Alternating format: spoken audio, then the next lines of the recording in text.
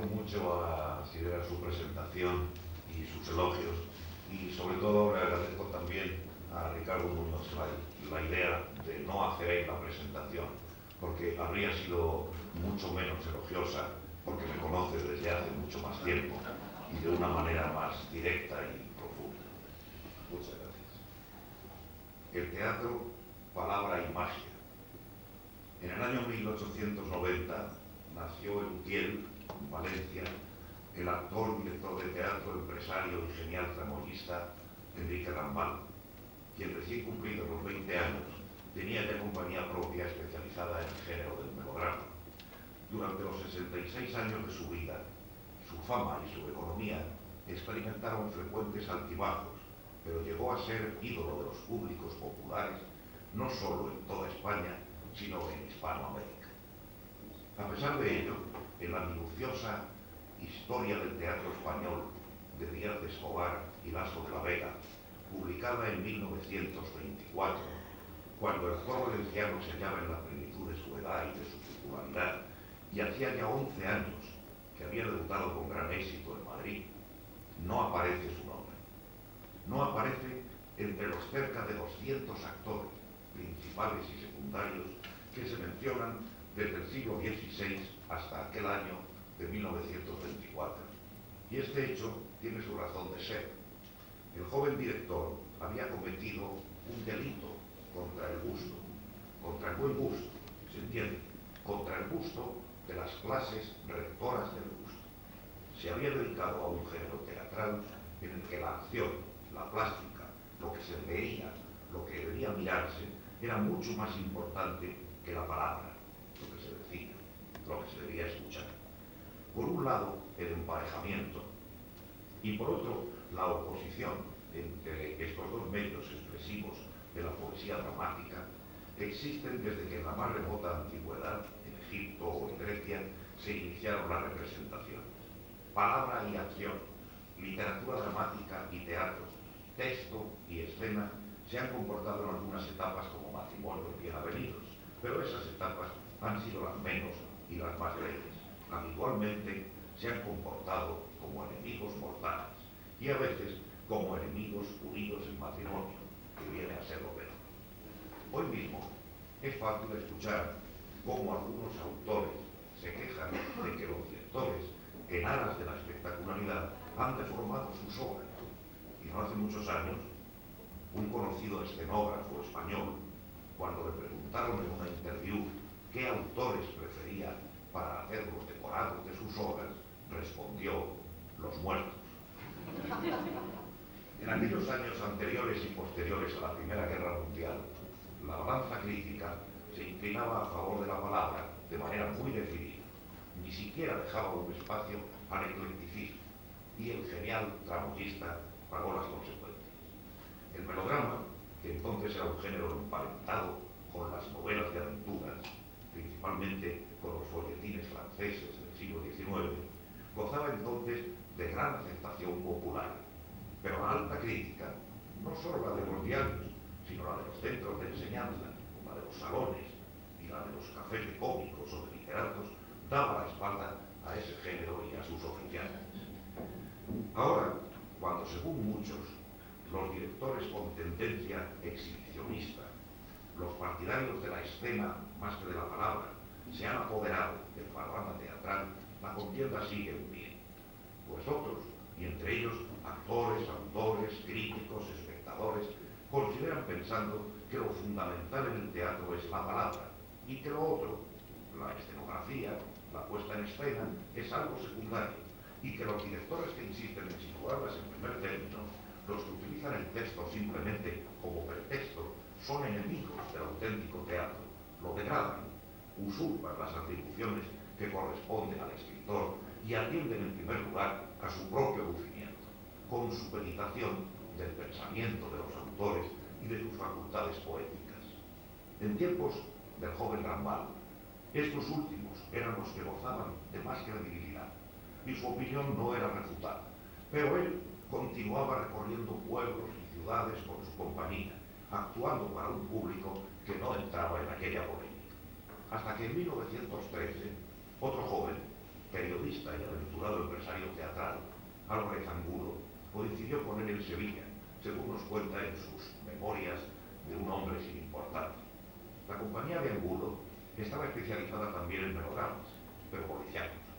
Rambal actuaba en otro teatro de la misma ciudad, representando melodramas folletinescos como El jorobado o El juramento de la Gardel, de Ponceval, y El conde de Montecristo, de Alejandro Dumas. Era ya muy popular en toda Andalucía, pero desconocido en el resto de España. Acordaron que Álvarez Angulo disolvería su compañía para formar una nueva en sociedad con el actor valenciano y hacer los repertorios de ambos por toda España, incluso en Madrid. El joven empresario tenía bien claras sus ideas en cuanto a la dicotomía literatura dramática-escena. Para él lo primordial era la escena, y de ahí que se asociara con el gran maestro de ella, Rambal, y que se atreviera a escribir, con algún desprecio de la palabra, un buen montón de melodramas policiales.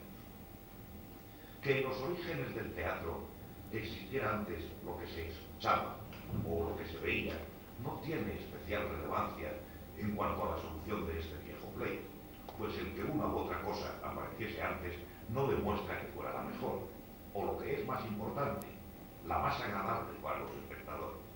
Pero si no implica una solución del pleito, sí puede ser útil como ilustración y para ayudar a que cada cual saque su consecuencia. En el principio fue el silencio, podríamos decir, refiriéndonos al arte teatral. La palabra teatro, como ha sabido, viene de la griega teaomai, que significa mirar. Con esa referencia nos remontamos a más allá de 30 siglos, pero sin tanto alejarnos, a todos nos es fácil recordar que cuando recabamos la opinión de alguien sobre una obra teatral que está en cartel, le preguntamos si la ha visto. Solo los eruditos, o los profesionales, hablan de obras teatrales que han leído, sin advertir con frecuencia que en tal caso no hablan de teatro, sino de literatura dramática. Pues bien, lo que se acaba de afirmar antes, eso que en el principio fue el silencio, puede no ser verdad, porque hoy sabemos que 1500 años antes de que empezara a celebrarse en Grecia el culto de Dionisos, con pantomimas o con danzas, a las que se añadió posteriormente la palabra, origen aceptado durante mucho tiempo del teatro occidental, ya hubo representaciones teatrales en Egipto, también con fines religiosos, y sabemos que se trataba de representaciones de gran espectáculo, con decorados, danzas, numerosos actores y palabras.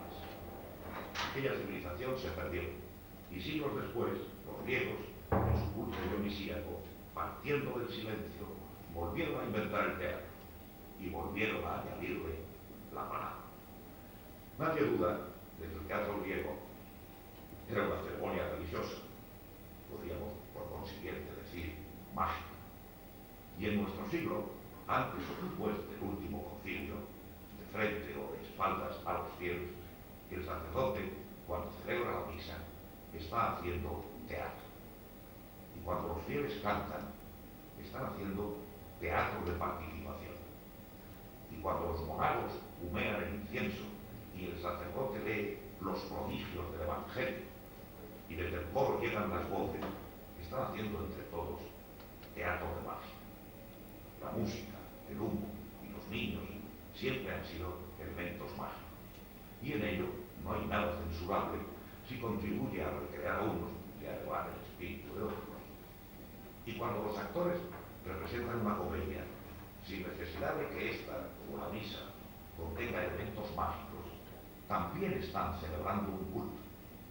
Aunque en este culto, la mayoría de las veces, se representen escenas que no reflejan sino el aburrimiento cotidiano. Pero se celebra un culto a ese aburrimiento, como sucedáneo del perdido tiempo, de la magia, los prestigios y las fantasías. No he mencionado la magia cuando me he referido al repertorio de Rambal ni al de Angulo, porque en aquel tiempo las comedias de magia habían llegado a su máxima decadencia y ninguna de estas dos compañías solía representarlas, aunque Julio Carlo Baroja, gran maestro de la materia, recuerde haber visto en su infancia, en los años 20, una representación de Los polvos de la madre Celestina de Alfred Buch, residuo del siglo anterior.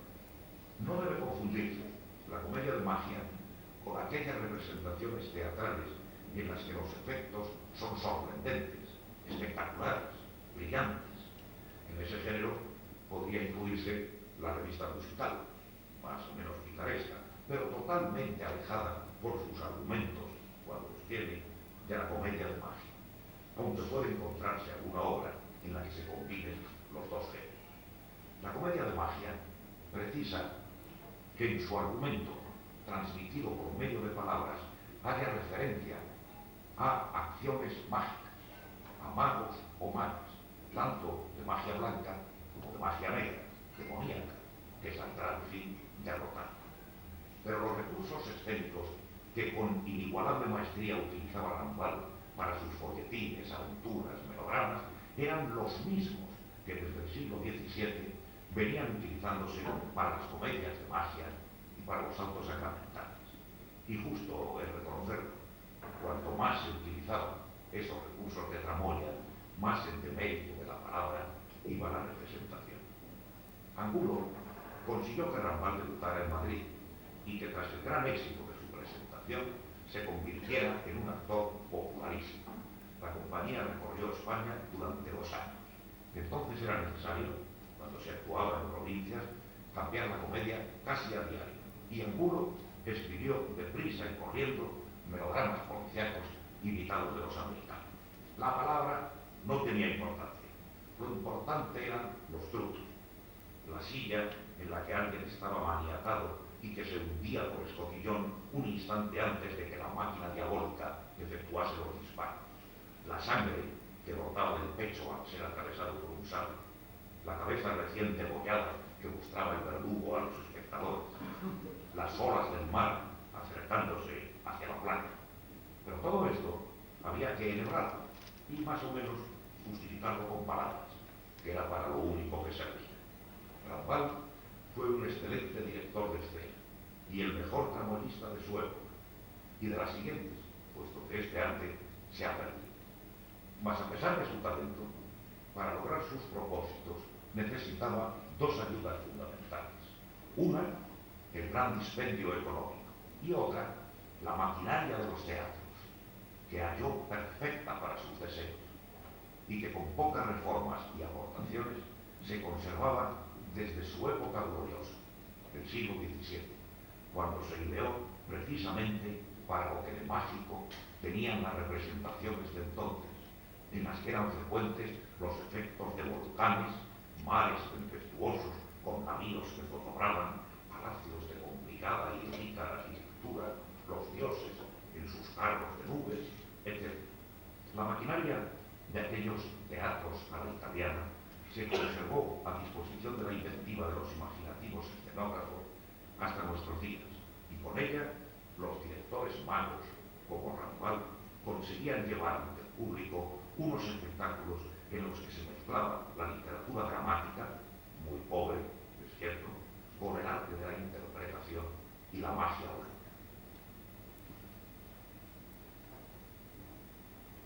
Tras la decadencia de nuestro teatro clásico, llega el siglo de oro del teatro de magia, el XVIII. En él, la fantasía descendió unos peldaños y casi todas las tramas de las comedias se situaban en la vida cotidiana.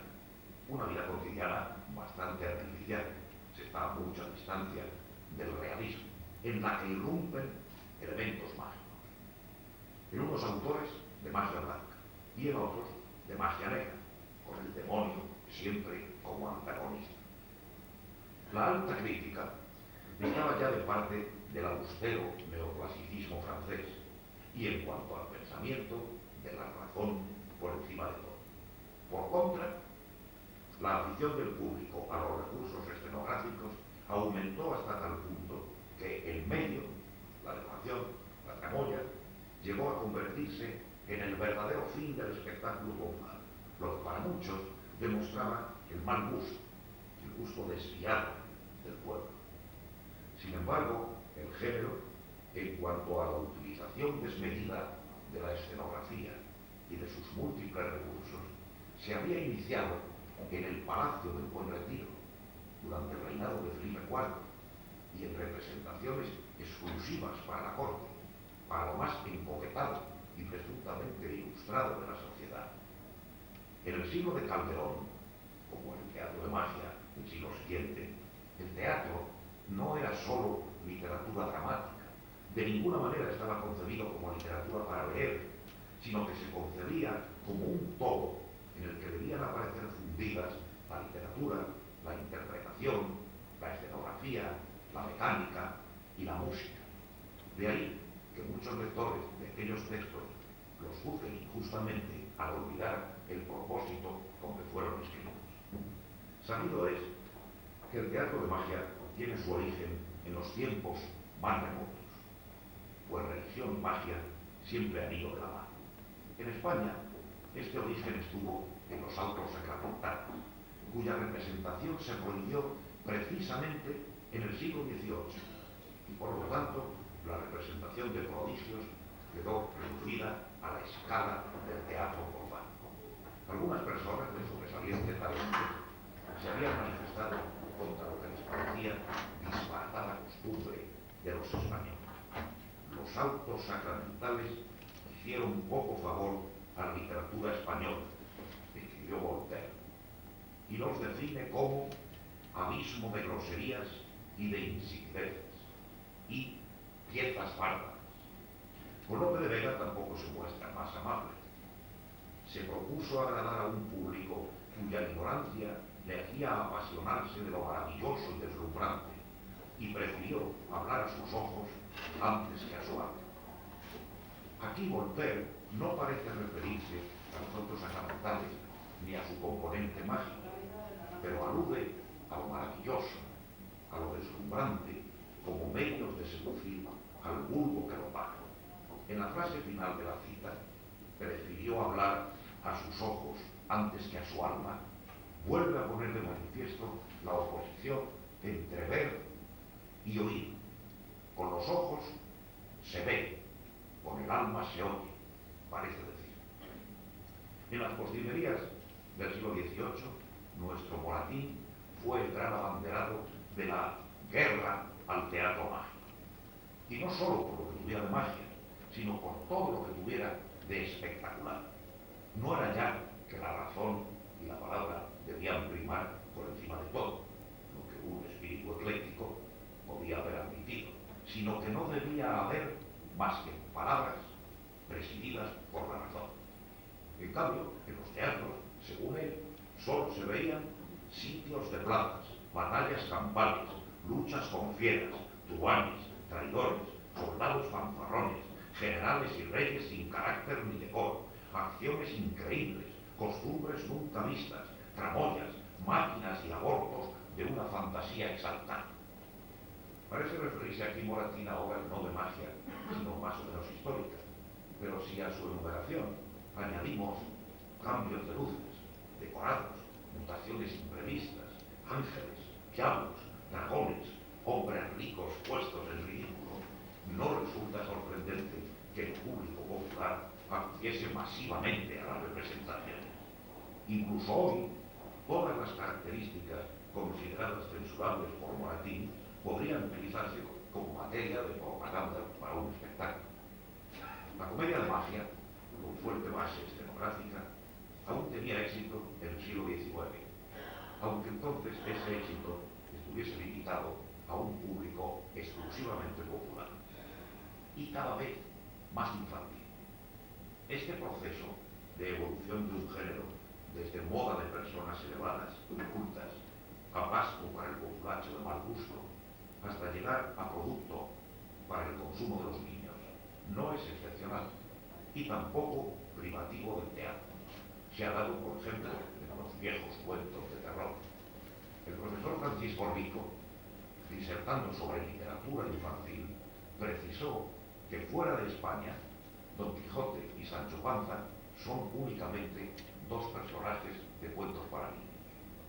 Había sucedido con ellos lo mismo que con Gulliver y Robinson Crusoe. La primera vez que en mi infancia tuve yo noticia de los anillos de Tormes fue en una revista argentina para niños, muy cuidada, incluso elegante. Allí, resumida en 2 o 3 páginas y con bonitas ilustraciones, conocí la historia de Lázaro. Pero cuando años después leí la novela auténtica, me quedé espantado de que aquella narración amoral, cínica, anticlerical y pesimista hubiera podido convertirse en cuento para mí. Cabe preguntarse qué de lo que ahora nos parece literatura para adultos llegará a ser literatura infantil. Quizás el Ulises, de Joyce, o con más probabilidades, la Metamorfosis, de Kafka, quizás Historia de oro. Pero esta pregunta solo el futuro podrá contestar. Volvamos a la actitud del público a finales del 18. Casi todo lo que el modernista y culto Moratín censuraba al público popular le producía entusiasmo. Entre otras cosas, que en una misma obra se pasase, aunque fuera bruscamente, de lo trágico a lo cómico, de lo sublime a lo ridículo, sin preocuparse demasiado por las justificaciones y mucho menos por los procesos psicológicos. Eso producía aquel público casi tanto placer como el hábil manejo de la trama.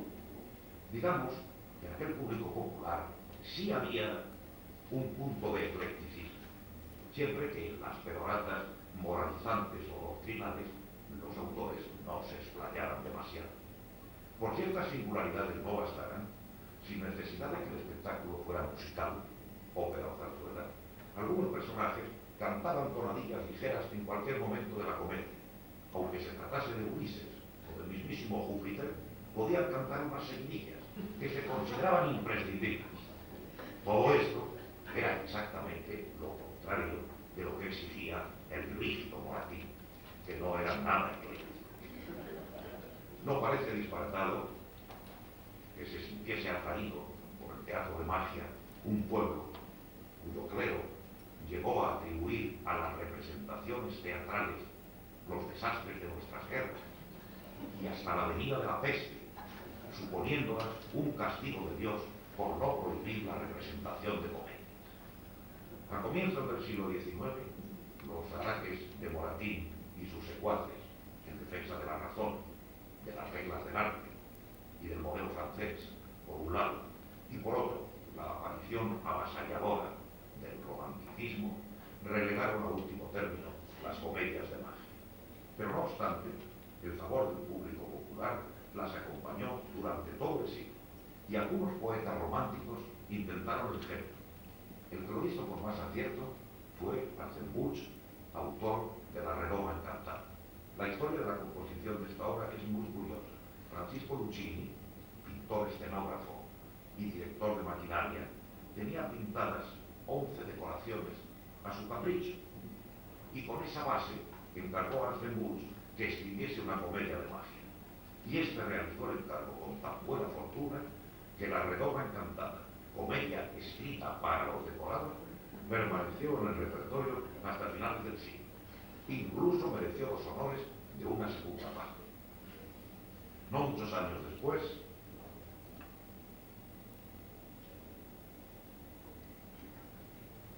el dramaturgo noruego Henrik Ibsen se aplicó a reflejar en el escenario la vida y los problemas de la sociedad. La incapacidad humana para alcanzar elevados ideales es el fondo trágico del mundo cotidiano que nos muestra.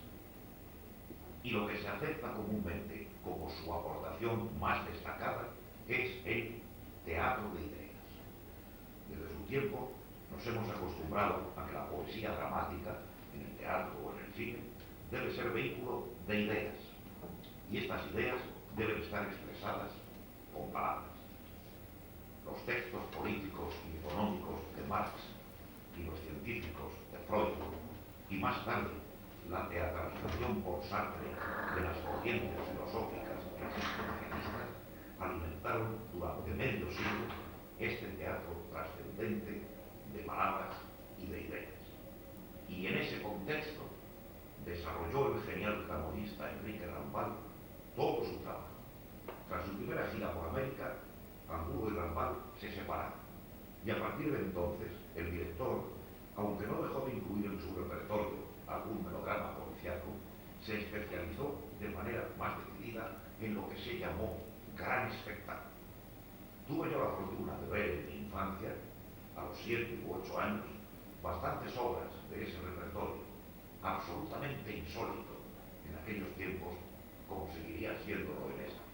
Un repertorio que, aunque elegido para públicos adultos populares, parecía pensado para niños. El signo del zorro, Fabiola o los mártires del cristianismo, 20.000 leguas de viaje submarino, La vuelta al mundo en 80 días, Miguel Strogoff, El correo de Izar, Las mil y una noches. Rambal supo aprovechar una circunstancia que se dio en su tiempo y que no ha vuelto a repetirse. Las películas eran mudas y carecían de color. Formó un repertorio en el que abundaban las adaptaciones de títulos popularizados por el cine, aunque algunos fueran antes novelas famosas, y que eran lo contrario del teatro que estaba de moda entre la crítica y el público selecto, la palabra por encima de todo y ningún lugar para la acción. En el repertorio de Rambal, lo primero era la acción, lo que más debía resaltarse, y aquella acción estaba confiada en primerísimo lugar a los decorados, a la luz, a la tramoya. Los actores eran unos seres tranquilos, casi apáticos, que se limitaban a entrar, permanecer y salir, casi sin evolucionar, pero los decorados se transformaban constantemente.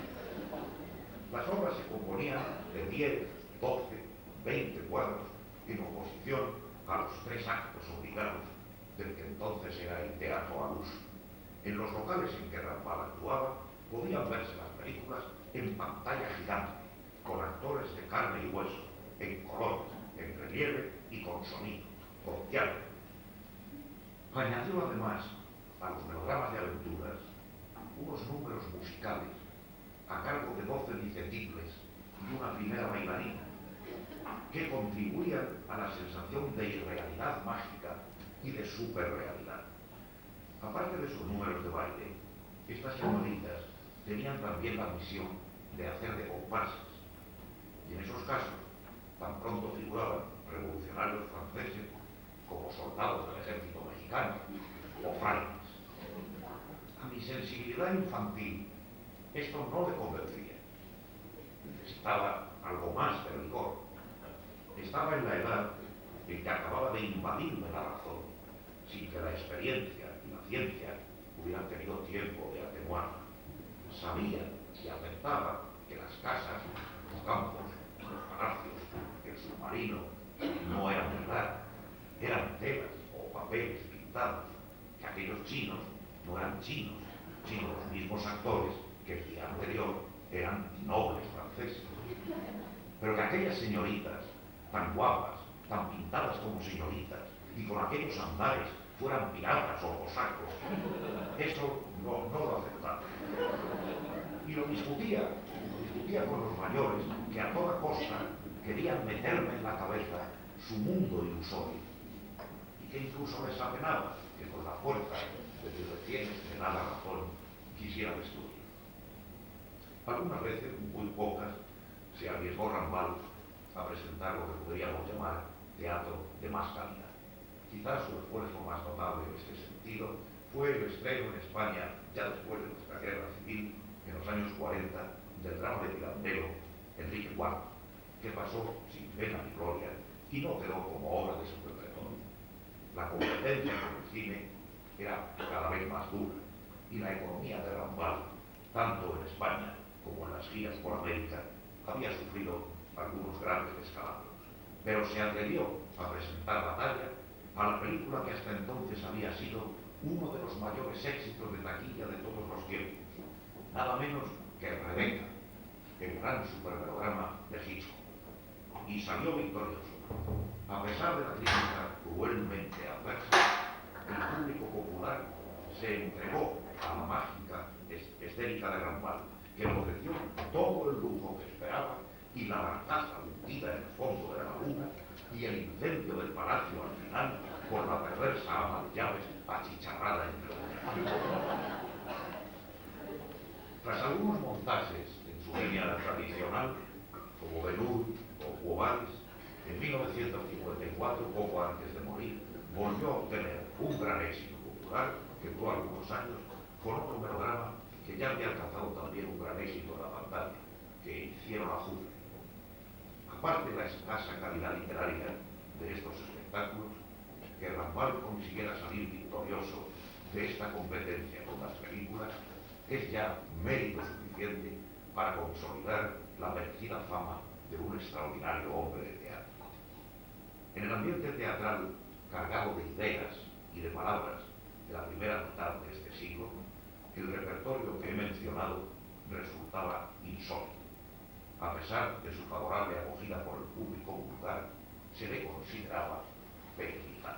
Pero si hoy, en 1990, un autor saca a relucir el psicoanálisis, el marxismo o el existencialismo como columna vertebral de su obra, se le considerará un autor trasnochado. Y así están los dramaturgos del futuro inmediato, sin ideas que mamar y sin palabras.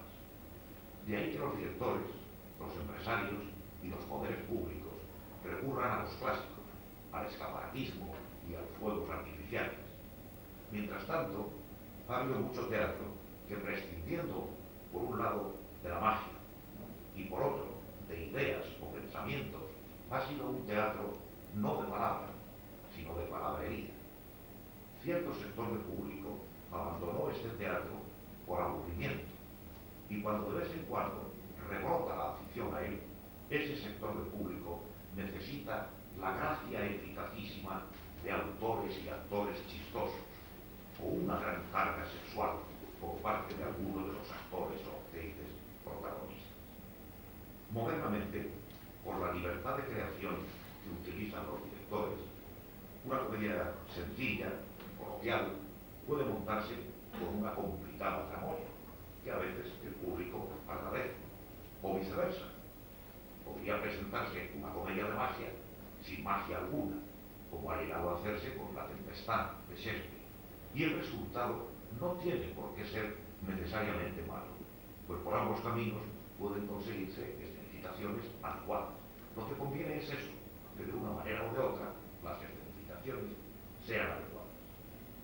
Pudo parecer hace años que una de las razones de que el teatro apoyado en grandes escenografías, que en este siglo podía contar con eficacísimas ayudas técnicas, entre ellas la electricidad y ahora la electrónica, cayera en desuso, había sido el cine, porque ofrecía más perfectos y rápidos los prestigios y las transformaciones de las antiguas comedias de magia. Pero no creo que esto fuera así, pues la sensación que producen esos espectaculares trucos en el cine o en la televisión con la ayuda del vídeo es de índole distinta a la que producen en el teatro. Así como hay un tipo de espectador que echa de menos en el teatro esa realidad que el cine le ofrece, hay otro que encuentra insuperable la directa realidad de la representación teatral, con personajes de carne y hueso y auténtica corporeidad de los elementos estéticos. Pero unos y otros sienten emociones distintas ante la escenografía espectacular en el cine o en el teatro, porque en el cine todo les parece posible de antemano, y en el teatro la gracia, el encanto de esas escenografías, de esas magias, está en la sorpresa que produce que se haya realizado, convertido en realidad, algo que de antemano se suponía imposible, aunque sea un simple cambio de estilo. Desde hace bastantes años, todos los textos sirven como base de un espectáculo teatral. La frontera entre drama y literatura es muy difusa. No puede negarse que un amplio sector del público busca en el teatro la escenografía y siente cierta decepción cuando ésta no existe o cuando permanece inmutable durante toda la representación. Que aquello que estamos viendo en el marco del escenario se transforme en algo distinto ya es mágico, aunque suceda en una comedia racionalista y ramplona. A veces, textos no pensados para el escenario son menos rígidos que los previamente teatrales, y el director creador actúa sobre ellos con más libertad. Todos los textos son válidos hoy para teatralizarse, con la simple intervención del director de escena. Con fragmentos del Quijote, recitados o leídos, se puede alcanzar en el escenario ese realismo mágico del que tanto se habla desde hace años al referirse a la narrativa y que, sin que se hayan analizado hasta ahora las causas, no ha llegado con la misma fuerza al teatro. Y que si hubiera llegado de la mano de algunos inspirados poetas, se emparentaría, aunque con mayor gloria, a las viejas y decaídas comedias de magia. También el enlace, el encuentro de estas comedias de magia con el psicoanálisis, tan racionalista, tan rebuscador de la razón, podría haber producido excelentes resultados. Quizás ha sido una oportunidad perdida a causa de los esforzados defensores de la palabra, enconados enemigos de la escena. En los viejos misterios y en los autos y en las primitivas magias se veía al demonio desaparecer por escotillón cuando era derrotado y desaparecía envuelto en llamas infernales. Habría estado mal que en el momento de resolverse el complejo, el despacho del psicoanalista se transformase a la vista de los espectadores en un jardín florido o en una horrible parcela del purgatorio. Sin recurrir a trucos de escenotecnia, antiguos o modernos, del teatro a la italiana o con intervención de los rayos láser, ¿cómo es posible trasladar a la escena la experiencia real de un visionario? A los partidarios de la realidad a ultranza, de la verdad escénica por encima de todo, podemos recordarles que desde un punto de vista científico, las fantasías de los enfermos y las de las personas tenidas por normales son verdades, aunque pertenecientes a otra realidad que no es la realidad imperial. En los últimos años se advierte muy abusadamente en las costumbres, algo en la narrativa y menos en el cine y casi nada en el teatro, un aumento de la creencia en los magos y las magas. Más aún en los adivinadores o fraoríes. El fenómeno ha llegado a ser aceptado con normalidad en la prensa, la radio y la televisión. Pero por unas razones que soy incapaz de precisar, esta tendencia no se corresponde con una evolución en el mismo sentido en el mundo del espectáculo. No abundan los autores que dejen traducir en sus obras que ellos creen en eso. Averiguar cuál sea la razón debe ser labor de filólogos y sociólogos. Quizá la oposición entre palabra y magia en el marco del escenario sea vana, porque el teatro siempre es magia. Las funciones de magia del siglo pasado y del anterior eran magia sobre magia. Y es de por sí mágico el que una peripecia o la concatenación de una serie de peripecias de la vida real tenga un fin, tengan desenlace. En la vida real puede desenlazarse algo que se había anudado, enlazado, pero solamente algo. Puede morir el avaro y su herencia ser repartida, pero ese reparto desenlaza solamente algo, un suceso o una serie de sucesos, más los personajes siguen enlazados unos con otros, incluso con algunos más que no aparecen en el drama. ¿Puede el emperador no sentirse enlazado con un miserable súbdito de una apartada región al que nunca ha visto? Pero el miserable súbdito de la apartada región sabe que su vida depende del emperador. No se desenlazará nunca de la vida del emperador, que puede arruinarle o enriquecerle, arrebatarle las cosechas, llevarse a sus hijos a las guerras o concederle la mano a la princesa si adivina un acertijo. Hasta hace pocos años, cuando debía cambiarse un decorado, se hacía lo que en términos de la jerga teatral se llamaba un oscuro. En esa oscuridad, lo más rápidamente posible se cambiaba el decorado. Con esto se perseguía, en un género teatral, simplemente ahorrar tiempo, que la representación no perdiese ritmo. Y en otro género, al conseguir que en escasos segundos desapareciese la miserable guardilla y apareciese el salón de baile de un palacio, se perseguía un efecto mágico. En la moderna dirección de escena está desprestigiado lo oscuro. Se prefieren los cambios a la vista, y se procura que esos cambios, esos movimientos y desplazamientos de los elementos estéticos y su sustitución por otros sean también espectaculares, formen parte de la representación. Inevitablemente, aunque se trate de la más convencional y conversacional comedia benaventina, si el jardín de la casa de Moraleda empieza a moverse, ayudado por unos cambios de luz y un bello efecto musical, y se transforma a la vista de todos en el boudoir de la marquesa, el efecto será mágico. Y eso es lo que pretenden el director y el escenógrafo para compensar la monotonía y la supuesta realidad del texto. De manera consciente o inconsciente, los directores de escena actuales echan de menos la magia. Y aunque el texto, en una primera y superficial lectura, no dé pie para ello, tratan de añadirla. Que el procedimiento sea bueno o malo depende del resultado. Quizás fue pecado de las comedias de magia desde los tiempos de Calderón y del Palacio del Buen Retiro, pasando por el esplendor del género en el siglo XVIII, hasta llegar a la decadencia y desaparición a finales del siglo pasado y la mitad del presente, con la excepción entre nosotros de mi admirado Enrique Rampal, el abuso de la escenografía y, sobre todo, el desprecio de la palabra, el relegarla a último término, el despreocuparse de ella al escribir obras nuevas. Conviene no olvidar que cuando nació el teatro griego, si bien en un principio era un teatro de silencio y más adelante de danza, ya con el aditamento de la música, cuando los poetas le añadieron la palabra, fue cuando crearon uno de los más grandes monumentos de nuestra cultura.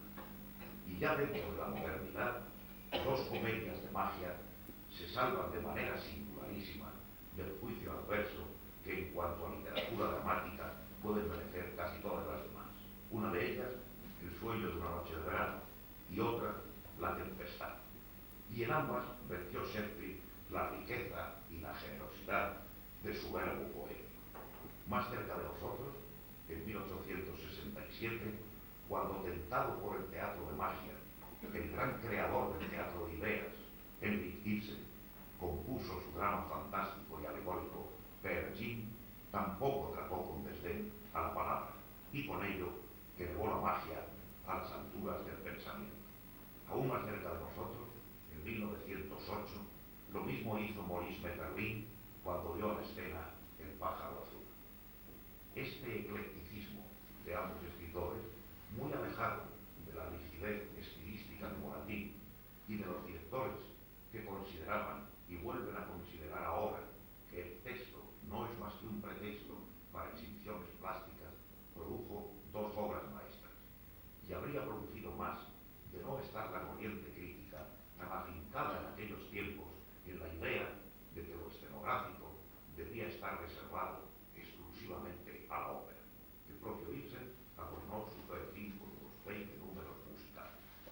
También sería benéfico que los enamorados de la palabra, sus artífices y los comediantes que la reproducen y los críticos que las juzgan no insistieran en el desprecio a las grandes escenografías, al gran aparato teatral. No olvidaran que el teatro había que verlo y que debía entrar por los ojos al mismo tiempo que por el oído. Si es realmente difícil, tan difícil como se dice, que un matrimonio sea bien avenido, pensemos que literatura dramática, escena, o palabra, magia, o realidad, fantasía, o vigilia, sueño, no son matrimonio, sino pareja de amantes libertarios enlazados con una pasión constantemente renovada. No soy quien para aceptar la misión de juez de este pleito, pero si la varita de un mago me convirtiera en tan dificultoso personaje, mi fallo sería que algo de mi eclecticismo se contagiara a los creadores del teatro y a sus críticos y a los espectadores. Pedir al que no se considera ecléctico que haga un esfuerzo por serlo o por comportarse como tal no es pedir demasiado. Cualquiera puede descubrir en sí algunos síntomas de eclecticismo si tiene la prudencia de analizarse modestamente. Podría decirse, parafraseando a Rubén Darío, quien que es no es ecléctico. No le habría venido mal al teatro de palabras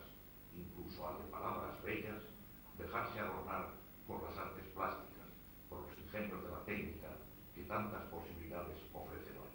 No le habría venido mal un generoso esfuerzo por acercarse a la gente de gustos vulgares.